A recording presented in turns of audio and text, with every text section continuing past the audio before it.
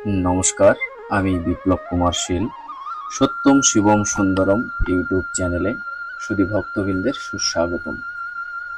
আজ আমি পাঠ করব শ্রীমদ্ ভগবদ গীতা যথাযথ এর চতুর্থ অধ্যায় জ্ঞান যোগ শ্লোক 10 থেকে। শুধু ভক্তবৃন্দ, আমার এই সামান্য প্রয়াস যদি আপনাদের ভালো লাগে অবশ্যই চ্যানেলটি সাবস্ক্রাইব করে দিবেন এবং আমার চ্যানেলের ভিডিও লিঙ্কগুলা আপনার পরিচিত কমিউনিটি সনাতনী ভাই বোনদের মাঝে শেয়ার করে দেওয়ার বিনীত অনুরোধ রইল। তো চলুন শুরু করা যাক আমাদের আজকের ভগবত পাঠ। শ্লোক 10 অনুবাদ। আসক্তি, ভয় ও ক্রোধ থেকে মুক্ত হয়ে সম্পূর্ণরূপে আমাতে মগ্ন হয়ে একান্তভাবে আমার আশ্রিত হয়ে পূর্বে বহু বহু ব্যক্তি আমার জ্ঞান লাভ করে পবিত্র হয়েছে এবং এভাবেই সকলেই আমার অপ্রাকৃত প্রীতি লাভ করেছে। তাৎপর্য: আগেই বলা হয়েছে, যে সমস্ত মানুষ জড়ের প্রতি অত্যাধিক অনুরক্ত তাদের পক্ষে পরম তত্ত্বের সবিশেষ রূপ উপলব্ধি করা দুষ্কর। সাধারণত যে সমস্ত মানুষ দেহাত্ম বুদ্ধির দ্বারা প্রভাবিত তারা জড় বাস্তুবাদ চিন্তায় এমনই মগ্ন যে তাদের পক্ষে ভগবানের ব্যক্তিত্ব সম্পন্ন সচিদানন্দময় স্বরূপ উপলব্ধি করা প্রায় অসম্ভব।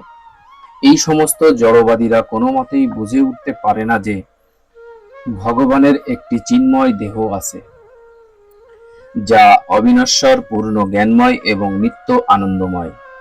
জড়বাদী চিন্তাধারায় আমাদের জড় দেহটি নশ্বর, অজ্ঞানতার দ্বারা আচ্ছন্ন এবং সম্পূর্ণ নিরানন্দ। সুতরাং এই জড় দেহটিকে আমাদের প্রকৃত স্বরূপ বলে মেনে নিয়ে আমরা মনে করি ভগবানের দেহটি তেমন নশ্বর, অজ্ঞান এবং সম্পূর্ণ নিরানন্দ। সুতরাং সাধারণ মানুষকে যখন ভগবানের ব্যক্তিগত স্বরূপ সম্পর্কে কিছু বলা হয় তখন তারা জড় দেহগত ধারণায় মনে ভাবতে থাকে।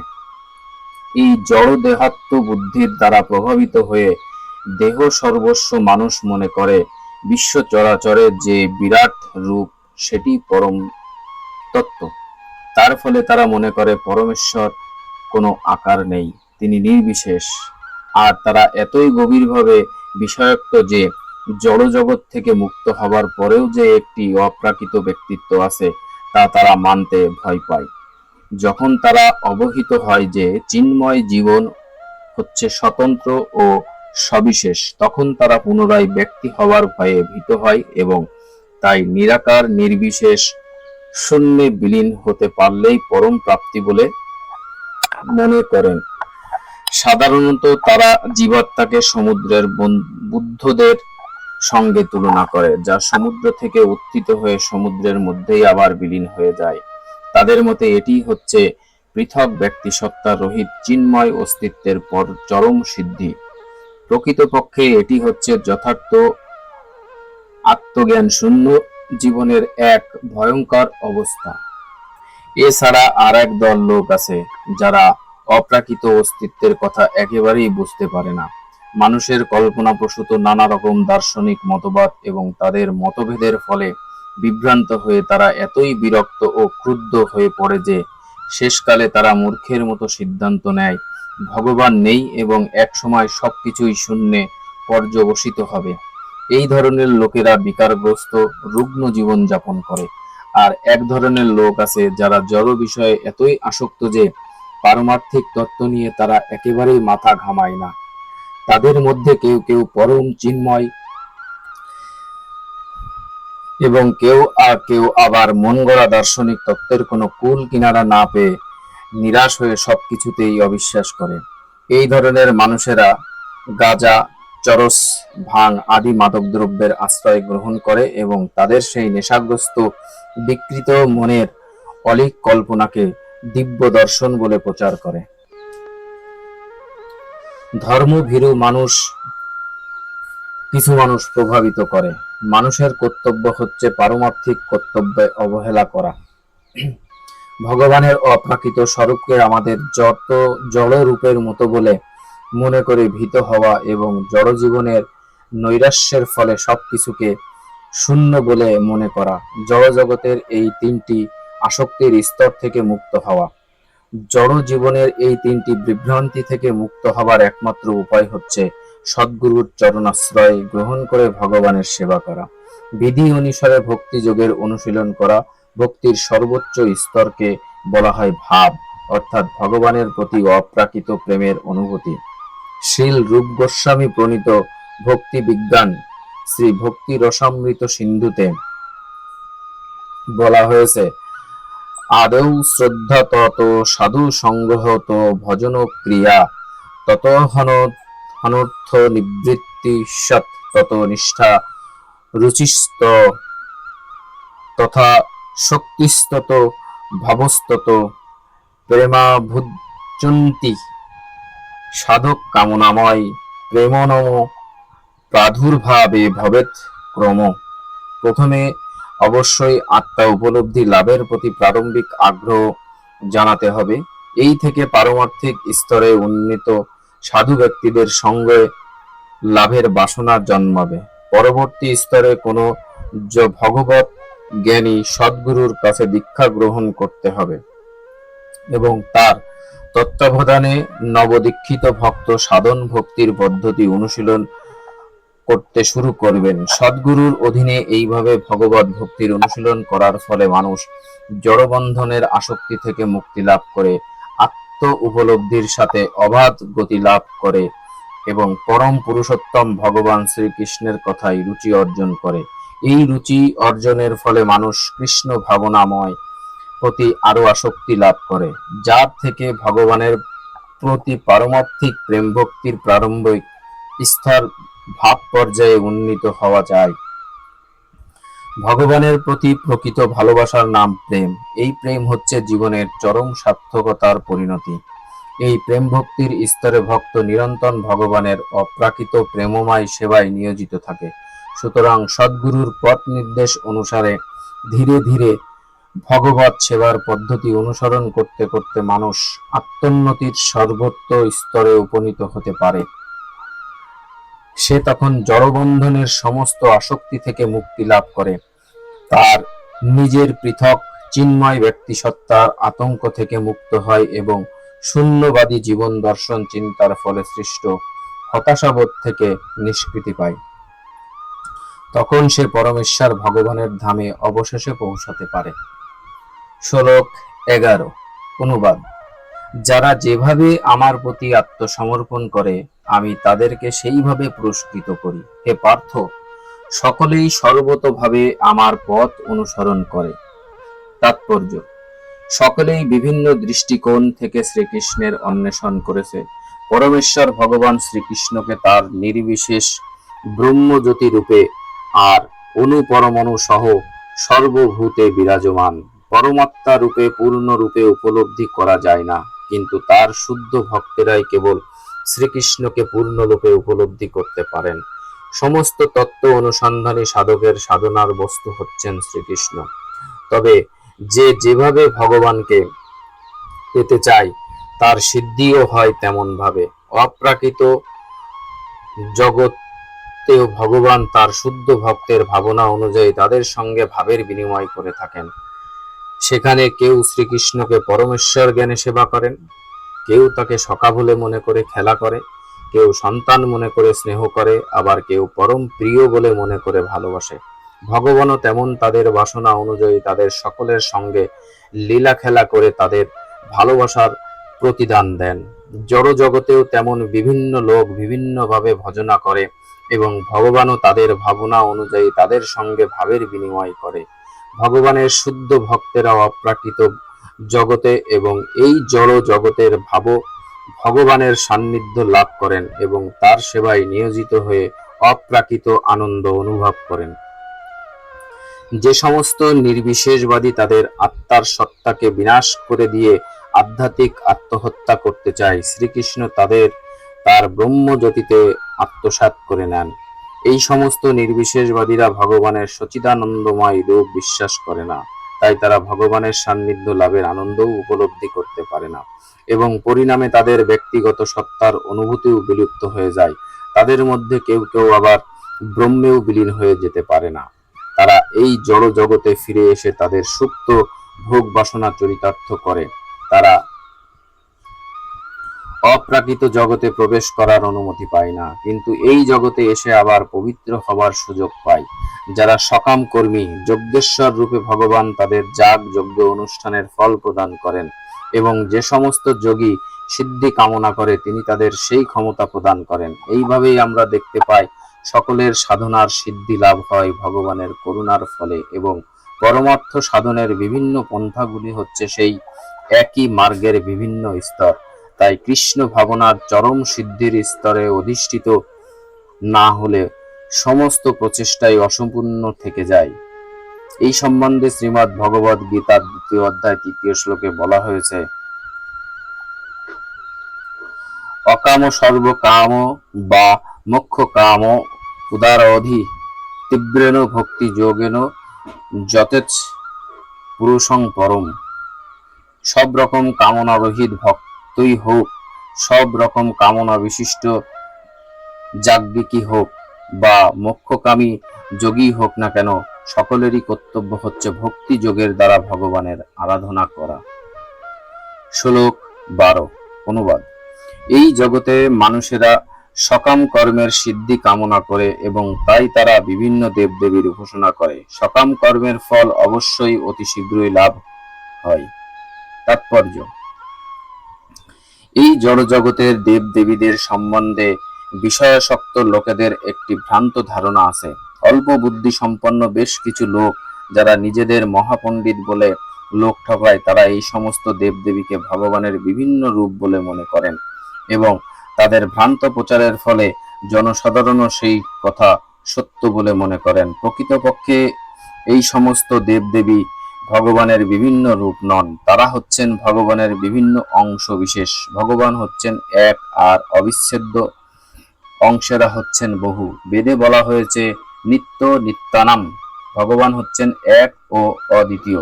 ঈশ্বর পরম কৃষ্ণ, ভগবান শ্রীকৃষ্ণই হচ্ছে পরমেশ্বর। বিভিন্ন দেবদেবী হচ্ছেন শক্তিপ্রাপ্ত, যাতে তারা এই জড় জগৎকে পরিচালনা করতে পারেন। এই সমস্ত দেবদেবীও হচ্ছেন জড় জগতের বিভিন্ন শক্তি সম্পন্ন দেবী, নিত্যানাম। তাই তারা কোনো অবস্থাতেই ভগবানের সমকক্ষ হতে পারেন না। যে মনে করে যে শ্রীকৃষ্ণ, শ্রীবিষ্ণু, শ্রীনারায়ণ এবং বিভিন্ন দেবদেবী একই পর্যায়ভুক্ত, তারা কোনো রকম শাস্ত্র জ্ঞান নেই। তাকে বলা হয় নাস্তিক অথবা পাষণ্ডী। এমনকি দেবাদিদেব মহাদেব এবং আদি পিতামহ ব্রহ্মাকেও ভগবানের সঙ্গে তুলনা করা চলে না। প্রকৃতপক্ষে শিব, ব্রহ্মা আদি দেবতারা নিরন্তর ভগবানের সেবা করেন, শিববৃঞ্জিতম। কিন্তু তা সত্ত্বেও মানব সমাজে অনেক নেতা আছে যাদেরকে মূর্খ লোকেরা ভগবানের নরত্ব আরোপ এই ভ্রান্ত ধারণার বশবর্তী হয়ে অবতার জ্ঞানে পূজা করেন। ইহা দেবতা বলতে এই জড় জগতের কোনো শক্তিশালী মানুষকে অথবা দেবতাকে বোঝায়, কিন্তু ভগবান শ্রী নারায়ণ, শ্রী বিষ্ণু বা শ্রীকৃষ্ণ হচ্ছেন পরমেশ্বর। তিনি এই জড় জগতের তত্ত্ব নন, তিনি জড় জগতের অতীত চিন্ময় জগতে অবস্থান করেন। এমনকি মায়াবাদ দর্শনের প্রণেতা শ্রীপাদ শঙ্করাচার্য বলে গেছেন, নারায়ণ অথবা শ্রীকৃষ্ণ এই জড় জগতের অতীত। কিন্তু মূর্খ লোকেরা ঋতজ্ঞান তা সত্ত্বেও তৎকালীন ফল লাভ করার আশায় বিভিন্ন জড় দেবদেবীর পূজা করে চলে। এই সমস্ত মূর্খ লোকগুলি বুঝতে পারে না বিভিন্ন দেবদেবীকে পূজা করার ফলে যে ফল লাভ হয় তা অনিত্য। যিনি প্রকৃত বুদ্ধিমান তিনি ভগবানেরই সেবা করেন। তুচ্ছ ও অনিত্য লাভের জন্য বিভিন্ন দেবদেবীকে পূজা করা নিষ্প্রয়োজন। জড় প্রকৃতির বিনাশের সঙ্গে সঙ্গে এই সমস্ত দেবদেবী ও তাদের উপাসকেরা ধ্বংসপ্রাপ্ত হবে। দেবদেবীদের দেওয়া বড় হচ্ছে জড় এবং অনিত্য। জড় জগৎ, জড় জগতের বাসিন্দা, এমনকি বিভিন্ন দেবদেবী এবং তাদের উপাসকেরা সকলেই হচ্ছেন মহাজাগতিক সমুদ্রের বুদ্বুদ। কিন্তু তা সত্ত্বেও এই জগতের মানব সমাজ ভূ সম্পত্তি, পরিবার পরিজন, ভোগের সামগ্রী আদি অনিত্য জড় ঐশ্বর্য লাভের আশায় উন্মাদ। এই প্রকার অনিত্য বস্তু লাভের জন্য মানুষেরা মানব সমাজের বিভিন্ন দেবদেবী অথবা শক্তিশালী কোনো ব্যক্তির পূজা করেন। কোনো রাজনৈতিক নেতাকে পূজা করে যদি ক্ষমতা লাভ করা যায়, সেটি তার পরম প্রাপ্তি বলে মনে করে। তাই তারা সকলেই তথাকথিত নেতাদের দণ্ডবত প্রণাম করছে এবং তার ফলে তাদের কাছ থেকে ছোটখাটো কিছু আশীর্বাদ লাভ করেছে। এই সমস্ত মূর্খ লোকেরা জড় জগতের দুঃখ কষ্ট থেকে চিরকালের জন্য মুক্ত হবার জন্য ভগবানের শরণাগত হতে আগ্রহী নয়। পক্ষান্তরে সকলেই তাদের ইন্দ্রিয় তৃপ্তি সাধন করার জন্য ব্যস্ত এবং তুচ্ছ একটি ইন্দ্রিয় সুখ ভোগ করার জন্য এরা দেবদেবী নামক বিশেষ ক্ষমতাপ্রাপ্ত জীবদের আরাধনার প্রতি আকর্ষিত হয়। এই শ্লোক থেকে বোঝা যায় খুব কমই মানুষ ভগবান শ্রীকৃষ্ণের শ্রীচরণের শরণাগত হয়। অধিকাংশ মানুষই সর্বক্ষণ চিন্তা করেছে কিভাবে আর একটু বেশি ইন্দ্রিয় সুখ ভোগ করা যায়, আর এই সমস্ত ভোগ বাসনা চরিতার্থ করবার জন্য তারা বিভিন্ন দেবদেবীর দুয়ারে ধর্ণা দিয়ে এটি দাও ওটি দাও বলে কাঙালপনা করে তাদের সময় নষ্ট করেন। শ্লোক 13। অনুবাদ। প্রকৃতির 3টি গুণ ও কর্ম অনুসারে আমি মানব সমাজের 4টি বর্ণ বিভাগ সৃষ্টি করেছি। আমি এই প্রথার স্রষ্টা হলেও আমাকে অকর্তা এবং অব্যয় বলে জানবে। তাৎপর্য: ভগবানই সবকিছুই স্রষ্টা, তার থেকেই সবকিছু সৃষ্টি হয়েছে। তিনি সবকিছু রক্ষা করেন, আবার প্রলয়ের পরে সবকিছু তারই মধ্যে প্রবিষ্ট হয়। সমাজের 4টি বর্ণ তারই সৃষ্টি। সমাজের সর্বোচ্চ স্তর সৃষ্টি করেছেন শ্রেষ্ঠ বুদ্ধি মত্তা সম্পন্ন লোকদের নিয়ে, তাদের বলা হয় ব্রাহ্মণ, এবং তারা সত্য গুণের দ্বারা প্রভাবিত। এর পরের স্তর হচ্ছেন শাসক সম্প্রদায়, এদের বলা হয় ক্ষত্রিয়, এবং এরা রজগুণের দ্বারা প্রভাবিত। তার পরের স্তর হচ্ছে ব্যবসায়ী সম্প্রদায়, এদের বলা হয় বৈশ্য, এরা রজ ও তমগুণ দ্বারা প্রভাবিত। তার পরের স্তর হচ্ছে শ্রমজীবী সম্প্রদায়, এদের বলা হয় শূদ্র, এরা তমগুণের দ্বারা প্রভাবিত। ভগবান যদিও এই 4টি বর্ণ সৃষ্টি করেছেন, তবুও তিনি এই বর্ণের অন্তর্ভুক্ত নন, কারণ তিনি মায়ার বন্ধনে আবদ্ধ জীবের মতো নন। জীব হচ্ছে ভগবানের অনুসদৃশ্য অংশ বিশেষ, কিন্তু ভগবান হচ্ছেন বিভু। প্রকৃতপক্ষে মানব সমাজ হচ্ছেন যে কোনো পশু সমাজেরই মতো, কিন্তু মানুষকে পশুর স্তর থেকে প্রকৃত মানুষের স্তরে উন্নতি করার জন্য ভগবান এই 4টি বর্ণ বিভাগ করেছেন, যাতে মানুষ সুষ্ঠুভাবে পর্যায়ক্রমে ধীরে ধীরে কৃষ্ণ ভাবনাময় হতে পারে। গুণ অনুসারে মানুষের কর্ম নির্ধারণ হয়। জড় প্রকৃতির বিভিন্ন গুণ অনুসারে জীবের বিভিন্ন লক্ষণ ভগবদ গীতার 18 অধ্যায়ে বর্ণনা করা হয়েছে। সেই দিক দিয়ে দেখতে গেলে কৃষ্ণ ভক্ত বা বৈষ্ণব ব্রাহ্মণের থেকেও উত্তম। যদিও গুণগতভাবে ব্রাহ্মণ ব্রহ্ম বা পরম ব্রহ্মের জ্ঞান সম্পন্ন, কিন্তু তাদের মধ্যে অধিকাংশই ভগবান শ্রীকৃষ্ণের নির্বিশেষ ব্রহ্মজ্যোতির উপাসক। তারা সবিশেষে পরমেশ্বর শ্রীকৃষ্ণের তত্ত্ব উপলব্ধি করতে পারেন না। বিষ্ণু তত্ত্ব বা কৃষ্ণ তত্ত্বকে উপলব্ধি করতে হয় ব্রহ্ম তত্ত্বকে অতিক্রম করে, এবং তখন তিনি বৈষ্ণব পদবাচ্য হন। কৃষ্ণ তত্ত্ব রাম, নৃসিংহ, বরাহ আদি সব কয়টি অংশ অবতারের তত্ত্ব সমন্বিত। ভগবান শ্রীকৃষ্ণ যেমন সমাজের 4 বর্ণের অতীত, তার ভক্তও তেমন এই বর্ণ বিভাগের অতীত, এমনকি তিনি জাতি কুলাদি বিচারেরও অতীত। অনুবাদ। শ্লোক 14। অনুবাদ। কোনো কর্মই আমাকে প্রভাবিত করতে পারে না, এবং আমিও কোনো কর্মফলের আকাঙ্ক্ষা করি না। আমার এই তত্ত্ব যিনি জানেন, তিনিও কখনো সকাম কর্মের বন্ধনে আবদ্ধ হন না। তাৎপর্য: এই জড় জগতের সংবিধানে উল্লেখ থাকে যে রাজা কোনো ভুল করতে পারে না, অথবা রাজা রাষ্ট্রের আইনের অধীন নয়। তেমনি এই জড় জগতের অধীশ্বর ভগবানও জড় জগতের কোনো কর্মের দ্বারাই আবদ্ধ নন। যদি তিনি এই জড় জগৎ সৃষ্টি করেছেন, তবু এই জড় জগৎ সম্পর্কে তিনি সম্পূর্ণ নিরাসক্ত ও উদাসীন। কিন্তু জীব জড় প্রকৃতির উপর আধিপত্য করতে চায় বলে কর্মফলের বন্ধনে আবদ্ধ হয়ে পড়ে। কোনো প্রতিষ্ঠানের মালিক যেমন তার কর্মচারীদের সৎ অসৎ কোনো কর্মের জন্যই দায়ী নন, কর্মচারীরাও তার জন্য দায়ী থাকে না। জীবও তেমনি তার কর্মফল ভোগ করে থাকে।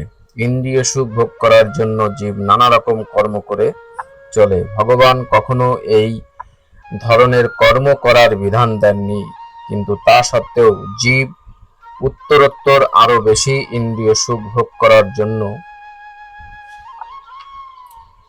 এই সংসার কর্মে করে এবং মৃত্যুর পর স্বর্গ সুখ ভোগ করার কামনা করে। ভগবান যেহেতু স্বয়ং সম্পূর্ণ, তাই তার তথাকথিত স্বর্গ সুখের প্রতি কোনো রকম আকর্ষণ নেই। স্বর্গের দেব দেবীরা হচ্ছেন ভগবানেরই দাস দাসী,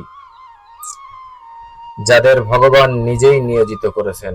কর্মচারীরা যে প্রকার নিম্ন স্তরের সুখ ভোগ করতে চায়, মালিক কখনোই তা চায় না। ভগবানেরও তেমনি জড় সুখ ভোগ করার কোনো স্পৃহা নেই। তিনি সবসময় জাগতিক কর্ম এবং তার ফল সম্বন্ধে নিরাসক্ত থাকেন। উদাহরণস্বরূপ বলা যেতে পারে, পৃথিবীতে নানা রকম গাছপালা সৃষ্টির জন্য বৃষ্টি দায়ী নন। যদিও বৃষ্টির অভাবে কোনো গাছপালা জন্মানোর সম্ভাবনা থাকে না। বৈদিক স্মৃতিতে এই সম্বন্ধে বলা হয়েছে, নিমিত্ত মাত্র মে বা সৌ সৃজন্য স্বর্গ কর্মণি প্রধান কারণীভূতা যত বৈ সৃজস্বক্তয়। এই জড় সৃষ্টির পরম কারণ হচ্ছেন একমাত্র ভগবান। জড় প্রকৃতি হচ্ছে নিমিত্তের কারণ, যার ফলে জড় সৃষ্টিকে প্রত্যক্ষ করা যায়। সৃষ্টি জীব অনেক রকম, যেমন দেবতা, মানুষ, পশু, পাখি আদি, এবং তারা সকলেই তাদের পূর্বকৃত পুণ্য অথবা পাপ কর্ম অনুসারে সুখ বা দুঃখ পেয়ে থাকে। ভগবান তাদের প্রকৃতির গুণ অনুসারে কর্ম করবার জন্য সব রকম সুযোগ দেন, কিন্তু তিনি নিজে তাদের ভূত ও ভবিষ্যৎ কোনো কর্মের জন্য দায়ী হন না। বেদান্ত সূত্র বলা হয়েছে, বৈষম্য নৈ ঘৃণ্যন ন সাপেক্ষতৎ। ভগবান সর্বদাই নিরপেক্ষ থাকেন।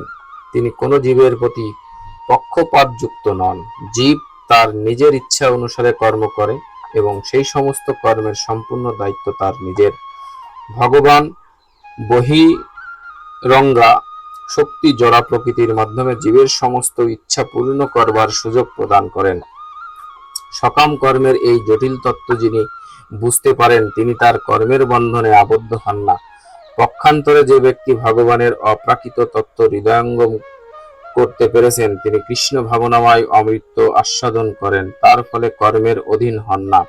ভগবানের অপ্রাকৃত তত্ত্ব বুঝতে না পেরে যে মনে করে ভগবানও আর পাঁচটি বদ্ধ জীবের মতো কর্মবন্ধনে আবদ্ধ, তারা কোনোদিনই কর্মবন্ধন থেকে মুক্ত হতে পারে না। কিন্তু যিনি পরম তত্ত্ব উপলব্ধি করেছেন, তিনি মুক্ত আত্মারূপে কৃষ্ণ ভাবনাময় দৃঢ় চিত্ত হতে পারেন।